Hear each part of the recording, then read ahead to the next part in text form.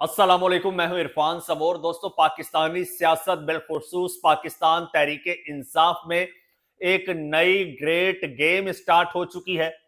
बड़े बड़े नाम एकदम से तहरीके इंसाफ के साथ जुड़ने जा रहे हैं और जुड़ने लग गए हैं। एक बड़ा शिफ्ट देखने में आ रहा है पाकिस्तान तहरीके इंसाफ में। क्या अब दोबारा पाकिस्तान तहरीके इंसाफ अपने पांव पर खड़ी होने जा रही है?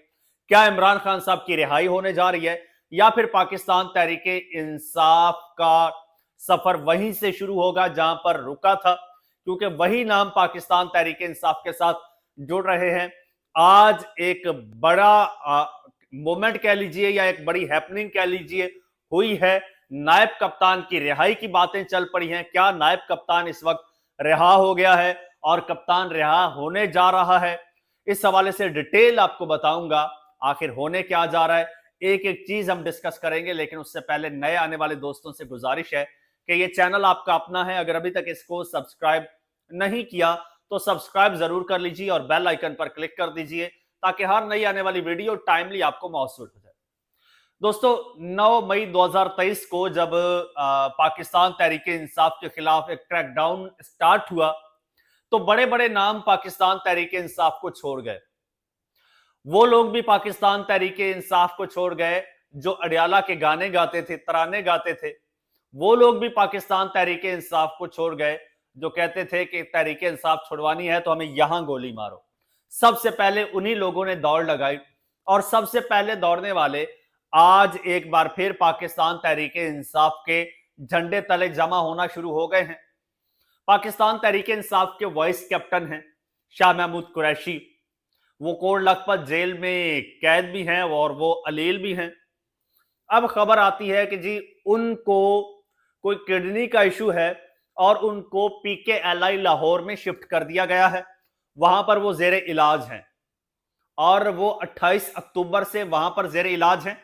इससे पहले आपको बताता चलूं कि शाह महमूद कुरैशी के तमाम तर केसेस खत्म हो चुके हैं। उनको बरी कर दिया गया है उन तमाम केसेस में से जिन केसेस में दीगर रहनुमाओं को 10-10 साल कैद की सजाएं सुनाई गई हैं, जिन केसेस में दीगर रहनुमाओं को मजमूई तौर पर 40-40, 50-50 साल कैद की सजाएं सुनाई गई हैं, उन केसेस में से शाह महमूद कुरैशी और उनकी फैमिली, उनके बेटे को ले लीजिए, उनको मक्खन में से बाल की तरह निकाल दिया गया। एक ही इस वक्त एक केस है मेरे ख्याल में शाह महमूद कुरैशी पर, अगर मैं गलत नहीं हूं तो, और उसका इस वक्त फैसला महफूज है।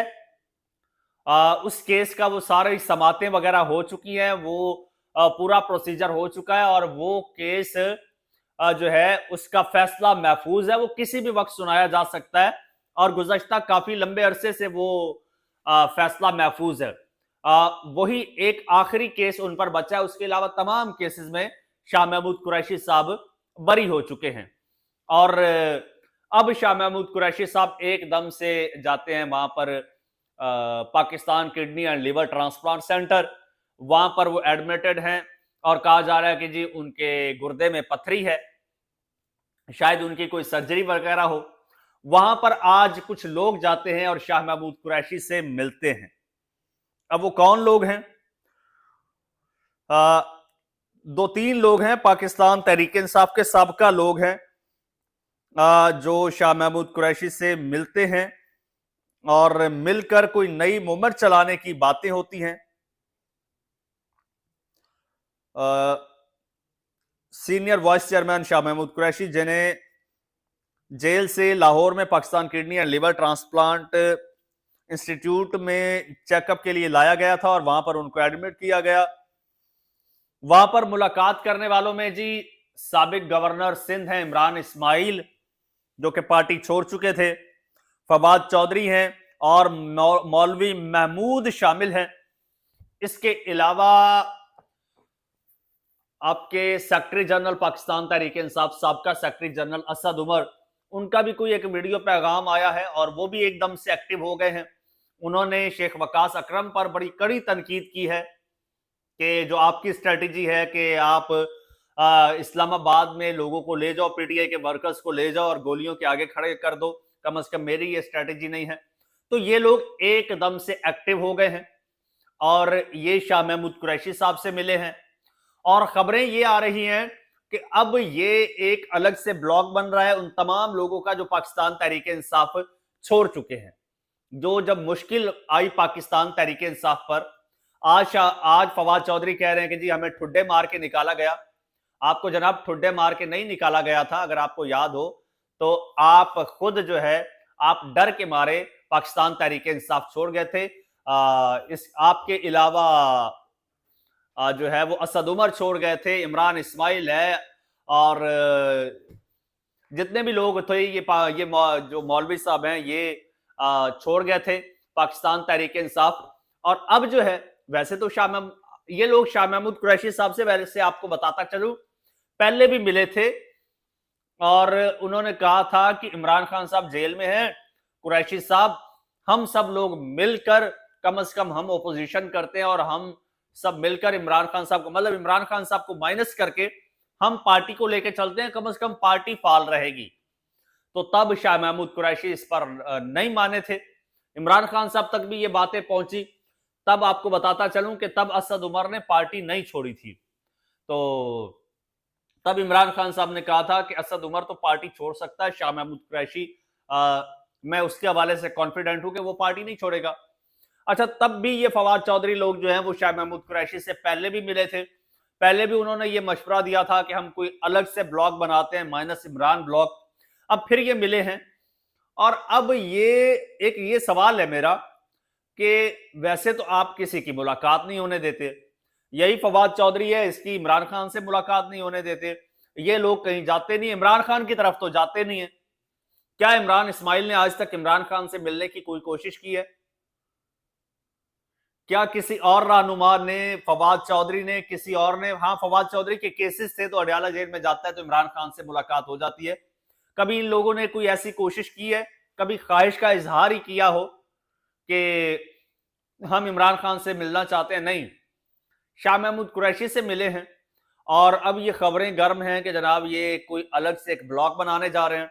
वो तमाम वो लोग जो पाकिस्तान तहरीक इंसाफ छोड़ चुके थे या उनसे छुड़वा दी गई थी, तो अब उनका ख्याल है कि हम सब मिलकर अब शाह महमूद कुरैशी साहब रिहा हो जाएंगे तो शाह महमूद कुरैशी साहब की लीडरशिप में हम इमरान खान साहब की रिहाई के लिए हम कोई तहरीक चलाएंगे।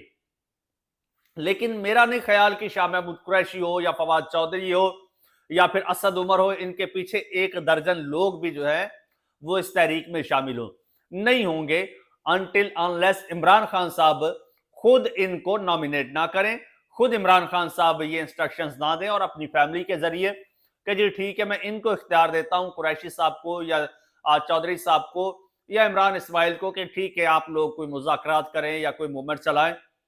लेकिन एक बात आपको बताता चलूं, जब भी कोई पेशरफ्त होगी ना, ये आपको बात बताता चलूं, जब भी कोई पेशरफ्त होगी तो इसी पुरानी टीम के जरिए होगी। अब पता नहीं ये स्पेशली उनकी मुलाकात करवाने के लिए ये पीकेएलआई का इंतखाब किया गया कि कुरैशी साहब को वहां लाया जाए, इनको बुलाया जाए, क्योंकि बगैर किसी रोक टोक के इन सब लोगों की मुलाकातें हो गई। अब मैं जाऊंगा ना, मैं लास्ट टाइम मैंने कोशिश भी की थी, मेरी शाह महमूद कुरैशी से मुलाकात नहीं हुई, किसी और पीटीआई के किसी बंदे की शाह महमूद कुरैशी से मुलाकात नहीं हुई। कई बार दोस्त गए अडयाला जेल, कोट लखपत जेल के बाहर खड़े हुए, लेकिन किसी से मुलाकात नहीं हुई ना। अच्छा हाँ, महमूद रशीद साहब के बारे में भी खबरें आ रही हैं कि वो भी अलील हैं और वो भी इस वक्त हॉस्पिटल में एडमिट है, उनको शिफ्ट किया गया है, अल्लाह ताला उनको सेहत दे।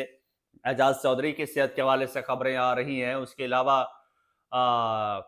उमर सरफराज सीमा, ये सब लोग, और डॉक्टर यास्मीन राशिद, वो तो कैंसर सर्वाइवर हैं, तो इनकी हेल्थ से रिलेटेड खबरें आती रहती हैं, मुलाकातें वगैरह बहुत मुश्किल होती हैं। लेकिन जिस तरह से एक जत्थे की सूरत में ये लोग जाते हैं और पूरे ग्रुप की सूरत में एक डेलीगेशन जाता है, जाके शाह महमूद कुरैशी साहब से मुलाकात कर लेता है।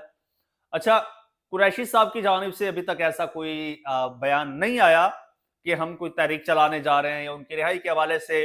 तो रिहाई का तो आपको बता रहा हूँ, रिहाई तो अब ऑलमोस्ट हो चुकी है ना। जब भी अब ये एक फैसला महफूज है, इसमें भी आपको अभी से बता दूं, इसमें भी कुरैशी साहब को क्लीन चिट है, लेकिन मसलियत के तहत, किसी मसलियत के तहत उनको कोट लखपत जेल में एक रिजर्व करके, समझ लीजिए कि रिजर्व करके रखा गया है और स्टैंड बाय रखा गया, बल्कि रिजर्व भी नहीं, स्टैंड बाय उनको रखा गया है। ये मेरा ख्याल है और ये मुलाकातों का बाकायदा मेरे नजदीक ये एहतमाम किया गया है, क्योंकि अब मामला जो है, अब जरा आप डॉट्स को कनेक्ट करें, डॉट्स को आप लोग कनेक्ट करें। जो कल मैंने आपसे बात की थी कि राणा सनाउल्लाह साहब कह रहे हैं कि वजीर आजम साहब रिक्वेस्ट कर रहे हैं, परसों मैंने ये बात की थी, कल वजीर आजम साहब ने कल खुद ये कहा है कि मैंने सोहेल अफरीदी से दरखास्त की है, मैंने सोहेल अफरीदी से रिक्वेस्ट की है कि मिलकर इन मसाइल को हल करते हैं। और दोस्तों आपको बताता चलूं कि मिल बैठने के अलावा ये मसाइल हल होने वाले नहीं हैं। अब इन लोगों को भी इस चीज का इदराक हो गया है कि इस तरह से तो मामला हल नहीं होगा। अब ये एक नई डेवलपमेंट हुई है, अब देखते हैं कि ये कौन सा रुख इख्तियार करती है। इस हवाले से बड़े सारे खबरें आ रही हैं, हर बंदा अपनी अपनी राय दे रहा है। जैसे अब हमारे दोस्त हैं शाकिर महमूद आवान, वो कहते हैं कि नवंबर को गर्म होने से बचाने का मिशन। अब ये एक नया पॉइंट है, क्योंकि पाकिस्तान तहरीके इंसाफ इस वक्त जो है एक मोमेंटम बना रही है और इंतजार सिर्फ और सिर्फ इमरान खान साहब की कॉल का है। एक नई लीडरशिप उनको केपीके में मिल चुकी है और उनका वर्कर काफी चार्ज है। उन्होंने यके बाद दीगरे वहां पर जलसे भी किए हैं और बहुत अच्छा उनको फीडबैक भी मिला है, जिसकी खबर इमरान खान साहब को भी पहुंचाई गई। और इमरान खान साहब भी काफी जो हैं वो इस हवाले से एक्टिव भी हैं, पुरुमीद भी हैं।